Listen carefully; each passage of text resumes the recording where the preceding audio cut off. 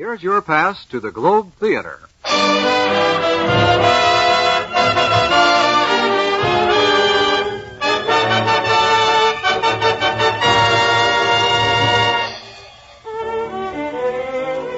Welcome to the Globe Theater, the radio theater playing exclusively to the men and women of the armed forces of the United Nations. Here for your entertainment are presented the finest plays selected from outstanding radio dramas.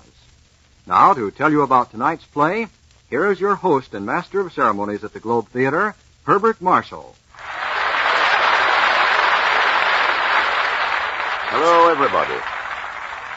In looking around for an appropriate play for this evening, we remember that each year at Christmas time, Lionel Barrymore brings joy to millions with his memorable portrayal of Scrooge in Dickens' immortal A Christmas Carol.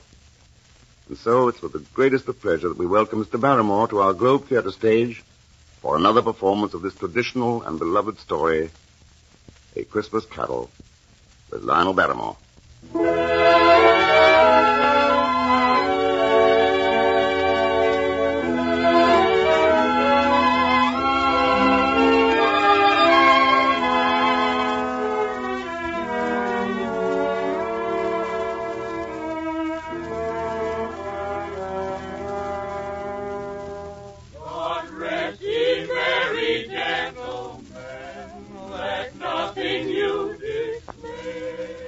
Once upon a Christmas Eve, on a mean and shabby street in London, stood the warehouse of Scrooge and Marley.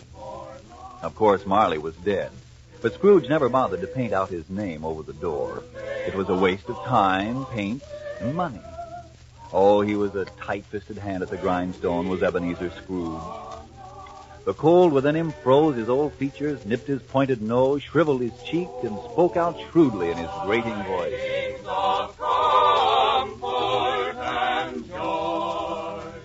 Get away from that door, do you hear me? Stop that infernal caterwauling or I'll lay a stick to your backs. Blasted little sweeps.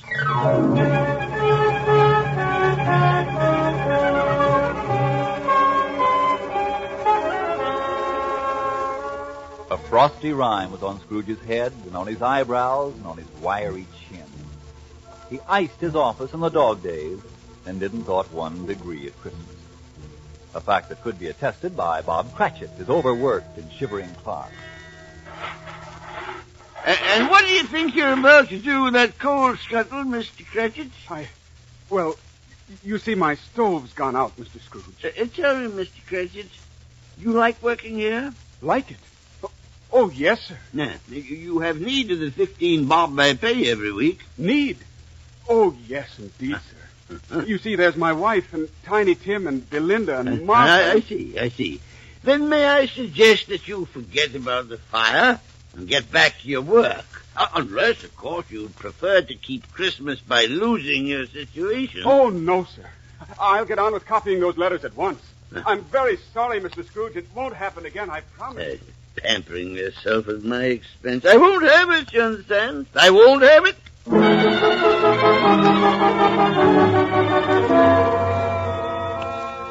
Yes, and what did Scrooge think of Christmas? Well, on this particular Christmas Eve, his only nephew, Fred, stopped by the warehouse to see him. A Merry Christmas, Uncle. God save you. Humbug. Christmas, a humbug? Oh, come now, you don't mean that. I do. Merry Christmas. What right have you to be merry? You're poor enough. Very well, then. What right have you to be dismal? You're rich enough. Humbug. Oh, don't be cross, Uncle. What else can I be when I live in such a world of fools as this? Merry Christmas. Out upon Merry Christmas. What's Christmas time to you but a time for paying bills without money? A time for finding yourself a year older and not an hour richer. A time for balancing your books and having every item in them through a round dozen a month presented dead against you. Uncle. Yeah. If I had my way, every idiot who goes about with Merry Christmas on his lips would be boiled with his own pudding and buried with a stake of holly through his heart. Uncle. Nephew, you keep Christmas in your own way and let me keep it mine. But you don't keep it. Well, let me leave it alone then. Much good may it do you. Much good it ever has done you. I've always thought of Christmas time as as the only time in the long calendar of the year when people open their shut-up hearts and think of their fellow men. Humbug. And therefore, although it has never put a scrap of gold or silver in my pocket, I believe that it has done me good and will do me good. And I say God bless it. You're a very powerful speaker, sir.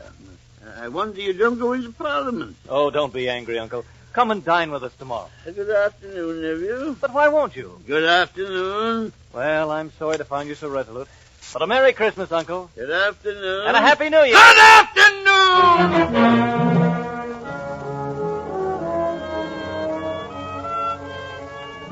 No, Scrooge didn't believe for a moment that Christmas was a kind and charitable time. He proved it when two gentlemen stopped at his warehouse to collect his Christmas donation to the poor. At this festive season of the year, Mr. Scrooge, it is more than usually desirable that we should make some slight provision for the poor and the destitute. Indeed.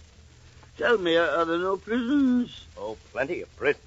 And the workhouses? Are they still in operation? They are? Oh, very well. What do you want of me? Well, a few of us are endeavoring to raise a fund to buy the poor some meat and drink and means of warmth. No. Now, what shall we put you down for? Nothing. Oh, you wish to be anonymous. I wish to be left alone. Mr. Scrooge. I don't make myself merry at Christmas time. I can't afford to make idle people merry. I help support the prisons and the workhouses. They cost enough, heaven knows. And those who are badly off can go there. But many can't go there, and many would rather die than go there.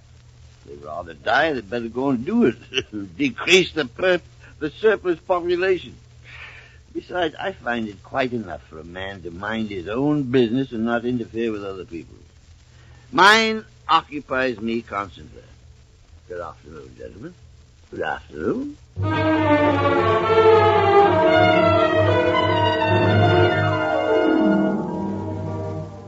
It was much colder when Scrooge started for home, and the fog was so thick that he had some difficulty in locating the lowering pile of buildings where he had a gloomy suite of rooms. Nobody lived in it but Scrooge. He put his key in the lock of the ancient door, and then a strange thing happened.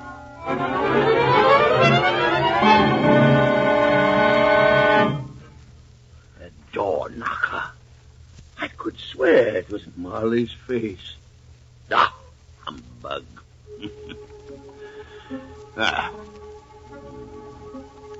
Scrooge entered, and then locked and double-locked the door behind him. He wasn't a man to be frightened by a door knocker. He lit his candle and started up the stairs, his footsteps echoing through the quiet house. Ebenezer Scrooge. What's that? Who's there? What was that noise deep down below in the cellar, as if someone were dragging a heavy chain? Ebenezer. What's that? The sound grew louder on the cellar stairs, rose higher in the empty halls below, and then clanged and clattered on the stairs behind Scrooge as he fled.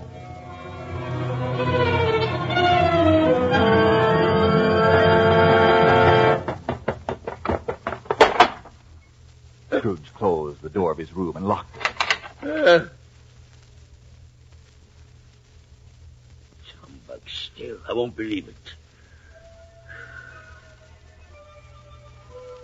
And then, as though a part of the fog outside, the ghost of Jacob Marley passed through the closed and locked door. Jacob Marley. Around his waist was the chain Scrooge had heard on the stairs. Cash boxes, keys, padlocks, ledgers, deeds, and heavy purses. But still Ebenezer Scrooge did not believe. Oh, no. What do you want? Much, oh much, Ebenezer. Who are you? In life, I was your partner, Jacob Marley. You don't believe in me. I do not. Why do you doubt your senses? Oh, because a little thing affects him. A very slight disorder of the stomach makes him cheat. You may be an undigested bit of beef, a blot of mustard, a crumb of cheese, a fragment of an underdone potato. There's more gravy than grave about you. Oh, please don't do that, I beg beg of you. Oh, man of worldly mind, do you believe or not? I do. If it'll make you any happier. But why do spirits walk the earth? And why do you come to me? It is required of every man that the spirit within him should walk abroad among his fellow men. And if that spirit goes not forth in life, it is condemned to do so after death. So why do you wear that chain? It is the one I forged in life. I made it link by link and yard by yard. The one you have made was full as heavy and as long as this 7 Christmas Eves ago. Yours is a ponderous chain, Ebenezer Scrooge. Don't say that, Jacob. Don't say that. You were always my friend. Speak comfort to me. I have none to give. But why should you be so accursed? You were always a good man of business, Jacob. Business? Mankind was my business. The common welfare was my business. Charity, mercy, forbearance, and benevolence were all my business. Yes, but Jacob... Hear me, my time is nearly gone.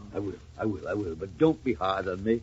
And don't be flowery, Jacob. Please. I am here tonight to warn you that you have yet a chance and hope of escaping my fate. Well, you were always a good friend to me, Jacob. Thank you. You will be haunted by 3 spirits. 3, Jacob? Expect the first tonight when the bell tolls 1. But, Jacob... Expect the second on the next night at the same hour. If it's all the same to you, Jacob... And the third will appear on the next night when the last stroke of 12 has ceased to vibrate. Jacob... Look to see me no more, Ebenezer. Jacob, wait. For your own sake, you remember what has passed between us. Jacob, wait now. Jacob!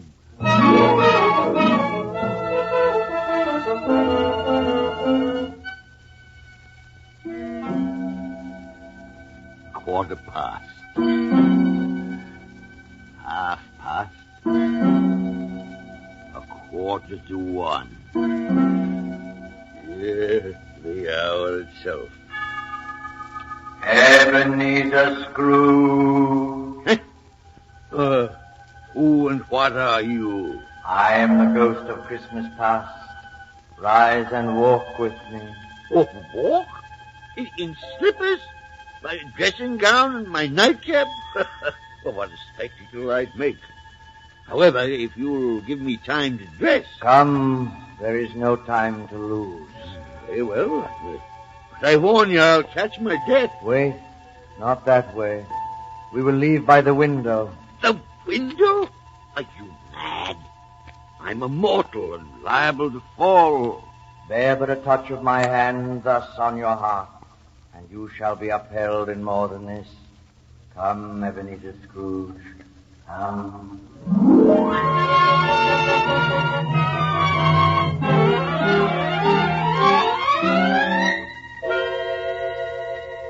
Look below us, Ebenezer Scrooge. Do you know this place? Know it?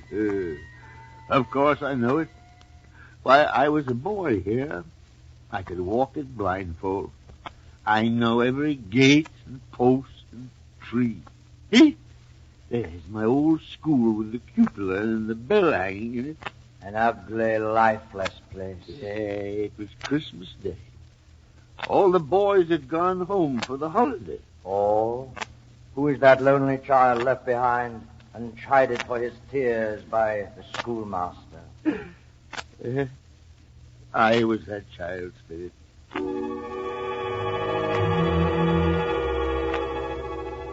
Now, Master Ebenezer, no tears, if you please. There is nothing more degrading than self-pity. Besides, Christmas isn't at all important.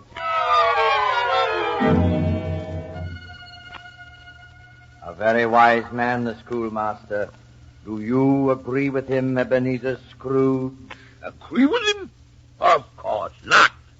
Christmas is very important to a child of that age. To a child of any age.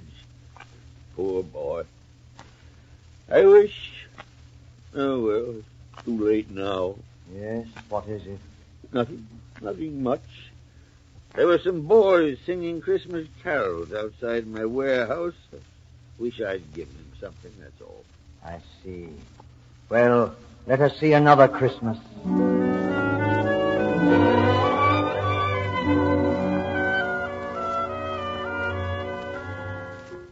You know this warehouse, Ebenezer Scrooge? Know it? Of course I know it. I was apprenticed here. Tell me, were you happy here? Oh, yes, I was very happy, Spirit. My master was a kind man, and... Why, bless his heart, there he is! It's old Fezziwig! Fezziwig, alive again! Yo-ho, me boys! No more work tonight, no more work. Christmas evening. Yeah. Christmas, Ebenezer. We're having a party tonight. A party, sir? Yeah. Who's invited Mr. The Fezziwig? butcher, the baker, the milkman, and the cook. Yeah. Here's the fiddler already. Ho, ho, ho! Clear away, lads, clear away. Oh, yes, sir. Yes, Mr. Fezziwig. Come, Master Fiddler, unlimber your fingers. Give us something for dancing with plenty of life in it. Christmas Eve, Christmas Eve. The best time of the year. God bless it.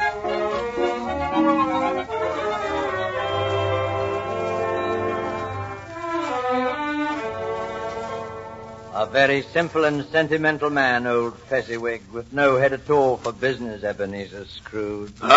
Nonsense. Why, he was one of the greatest men alive. I wish... Yes? What is it you wish? Nothing. I was just thinking my clerk, Bob Cratchit, that's all. Strange. But my time grows short.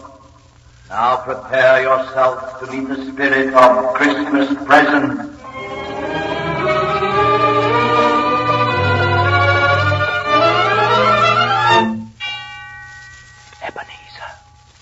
Ebenezer Scrooge. Huh? Ebenezer Scrooge.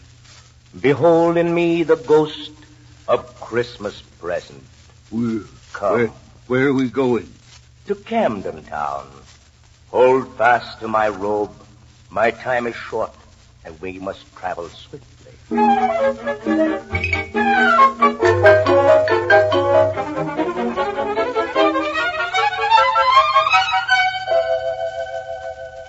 Camden Town? Why, that's where my clerk, Bob Cratchit, lives.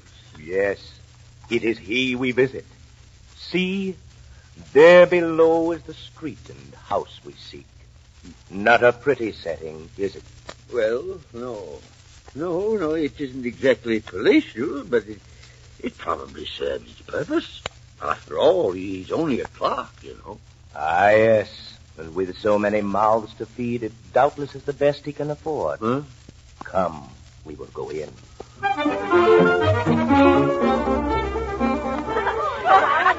gotta get out of here. Great Cannon, I nearly forgot the gravy. Here, Belinda, you watch the applesauce. Yes, Mother. Martha, you dust off the hot plate. And Joseph and Thomas can start setting the chairs at the table. Oh, yes, Mother. I just see what's keeping your father and Tiny Tim. Perhaps the church service is extra long. 10 minutes more and the goose will fall apart and the pudding will be overdone. Oh, Mother, no. Oh, here they come now. Oh, they're just turning the corner. Tiny Tim's riding on Father's shoulder. Thank heavens. Open the door for them, Belinda. Yes, Mother. Be careful, Bob. What's that slippery spot? Giddy up, Dalvin. There we are. Hold fast now. This is a wild horse with a black mane. He gallops and prances and runs like the wind. Hi-ho, Merry Christmas, everybody. Merry Christmas, Father. Merry Christmas, everybody. Down you come. Joseph, Thomas, take them off to the wash house and get those hands clean for dinner. Come on, Tiny Tim. Just wait till you see what's in the oven. There never was such a burn. Now, don't waste any time. Everything's ready. Well, how did he behave in church, Bob? Oh, as good as gold and better. Well, that's good. Somehow he gets thoughtful, sitting by himself so much, and thinks the strangest things you ever heard. Yes, I know. He told me coming home that he hoped the people saw him in the church because he was a cripple. Oh. And it might be pleasant for them to remember upon Christmas Day, who made lame beggars walk and blind men see. Poor boy. Poor boy.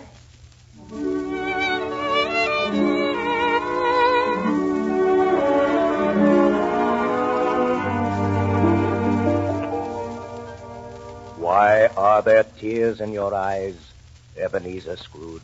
Well, Cratchit never told me the boy was lame. He has worn that iron brace and carried that little crutch ever since he can remember. Quiet. They gather at the table. A toast to the founder of the feast. I give you Mr. Scrooge. The founder of the feast, indeed. I wish I had him here. I'd give him a piece of my mind to feast upon. My dear, Christmas Day. And I'll drink his health for your sake and the day's, not for his. And a Merry Christmas to us all, my dears. God bless us. God bless us. And what do you say, Tiny Tim? God bless us, every one.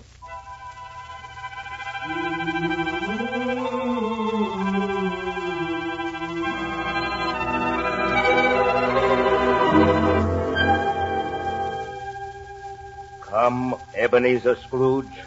My time is up. You must go to meet the third and last spirit. Wait. Tell me this before you leave me. Yes? Tell me, will Tiny Tim live? I see a vacant seat and a crutch without the owner. No, don't say that. If these shadows remain unaltered by the future, the child must die. No. Will it not be better if he does? As you once said, it will decrease the surplus population. Spirit. Farewell, Ebenezer Scrooge. The ghost of Christmas yet to come awaits you.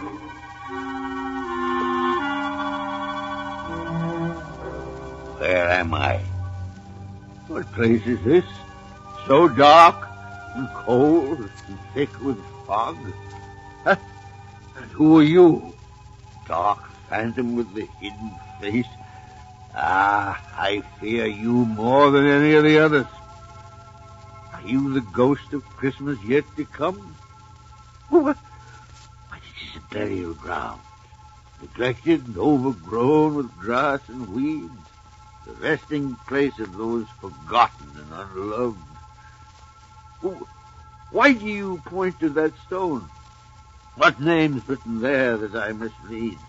Well, the letters are too dim and the fog's too heavy. Tell me, Spirit, who rests in this lonely, untended earth? You are that man, Ebenezer Scrooge. No, Spirit, no. You are that man. Spirit, hear me. I'm not the man I was. I will not be the man I must have been but for this night. I'll honor Christmas in my heart and try to keep it all the year. Hear me, Spirit, and tell me I may sponge away the writing on that terrible stone.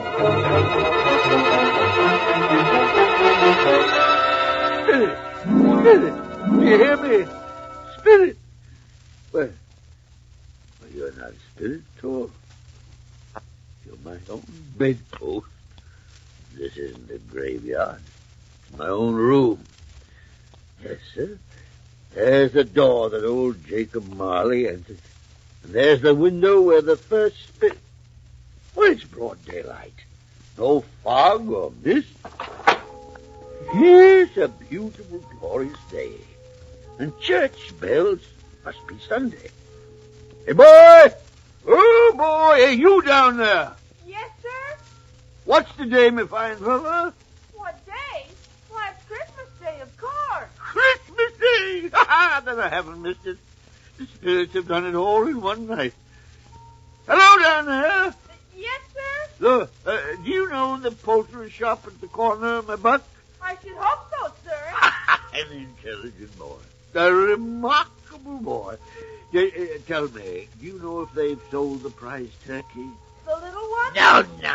Not the big prize turkey. It's hanging there now. Thank you. Go and tell them to bring it here. Yes, sir. Come back with the man and I'll give you a shilling. Yes, sir. Come back in less than 5 minutes and I'll give you half a crown. Yes, sir. Look at him go. I'll send it to Bob Cratchit. He shan't know who sent it. Oh, what a joke that'll be. It's twice the size of Tiny Tim.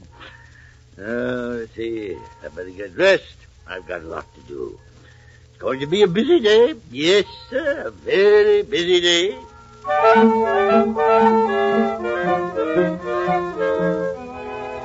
Yes, and it was a very busy day. Scrooge dressed himself all in his best, and when he got out on the streets, people were pouring out of the churches. He regarded them with such a delighted smile that some of them said, "Merry Christmas." Merry Christmas. Merry Christmas. Merry Christmas, Mr. Scrooge. He patted children on the head. Hello, son. Merry Christmas, my dear. He gave to beggars. Oh, thank you, sir. Oh, God bless you, sir. And late in the afternoon, he went calling on his nephew. He had a wonderful time and a wonderful Christmas. The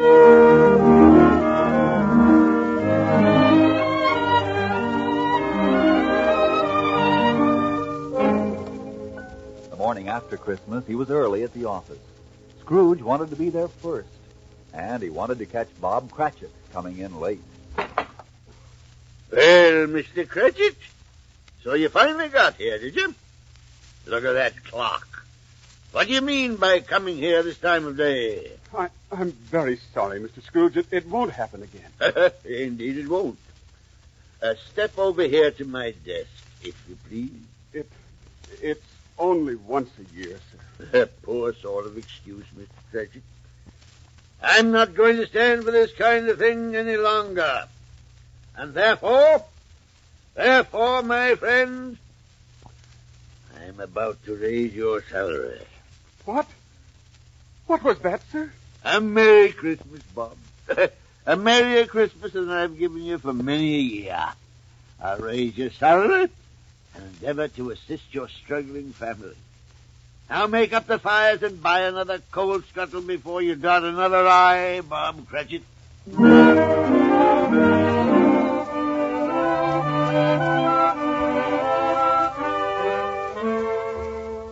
And Scrooge was even better than his word. He did it all and infinitely more. And to Tiny Tim, who did not die, he was a second father. He became as good a friend, as good a master, as good a man as the good old city knew, or any other good old city, town, or borough in the good old world. Yes, and it was always said of him that he knew how to keep Christmas well if any man alive possessed the knowledge. May that be truly said of us and all of us.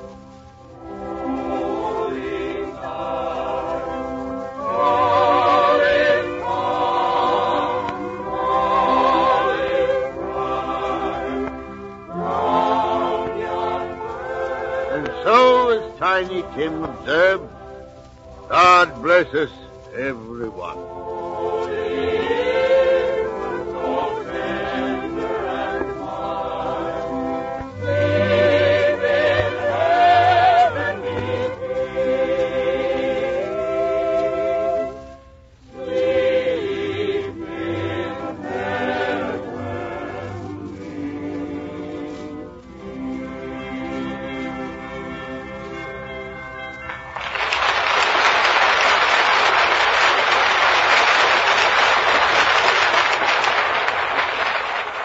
Our warmest thanks to you, Lionel Barrymore, and to all the members of the cast for another splendid performance.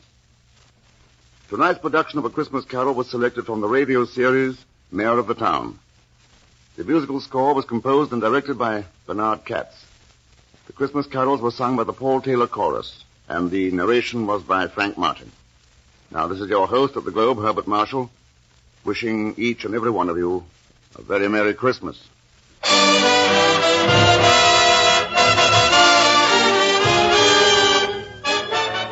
You have been attending the Globe Theater with Herbert Marshall as host and master of ceremonies. This is the Armed Forces Radio Service.